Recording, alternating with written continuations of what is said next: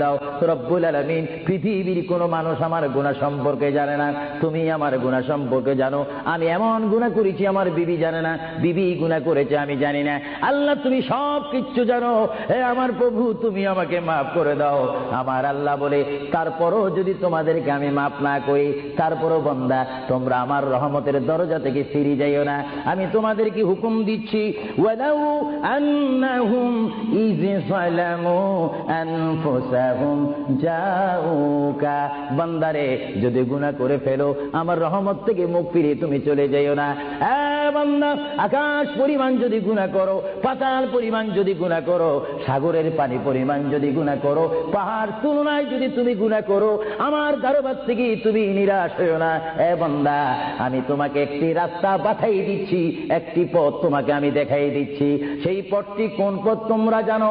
ওয়ালাউ আন্নাহুম ইয যালামু আনফুসাহুম জাউকা, বান্দারে যখন তোমরা বরবাদ হয়ে যাবে তখন তোমাদেরকে একটা পথ আমি তোমাদেরকে দেখাই দিলাম। সেই পথটির নাম হচ্ছে আমার রাসূলের মদিনা। জুড়ে বলেন সুবহানাল্লাহ। বান্দা আমার নবীর দরবারে গিয়ে কেঁদে কেঁদে তোমরা বলো ইয়া রাসূলুল্লাহ ইয়া হাবিব